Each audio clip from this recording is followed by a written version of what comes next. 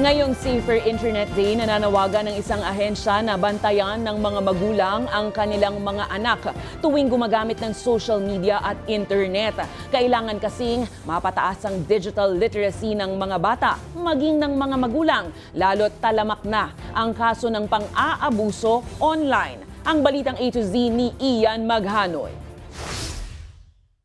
Madalas natutok ang maraming kabataan ngayon, lalo na ang mga tinaguriang Gen Z at maging ang Gen Alpha sa paggamit ng smartphone, internet at social media. Dahil dito, nagiging talamak din ang pang-aabuso na kadalasang inaalok online sa mga minor de edad. Kaya ang ating si Angela sa mga pamangkin itinutuon ang atensyon kapag maluwag ang schedule. Siya raw mismo ang nagbablock ng mga pornographic websites sa smartphone ng mga pamangkin. YouTube Kids, para sure talaga na pangbata lang talaga yung nasa search nila. Pero ang traffic enforcer naman na si Tatay Jeff, aminadong hindi kayang bantayan sa lahat ng oras ang kanilang mga anak. Kaya kung makalusot, kinukumpis ko yung cellphone.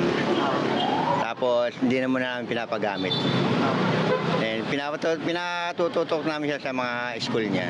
Sa datos ng PNP Anti-Cybercrime Group nitong 2024, pumalo na sa 76 ang naitalang kaso ng mga kabataang na biktima ng online sexual abuses.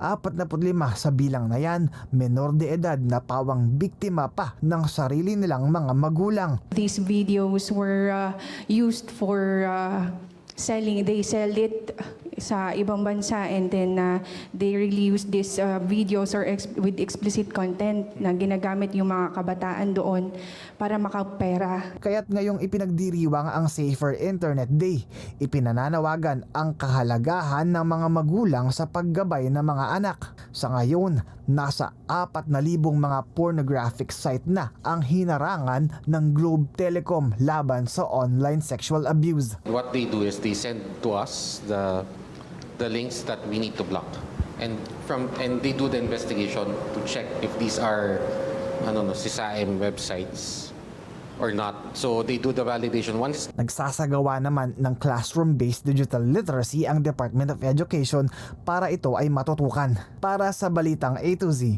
Ian Maghanoy.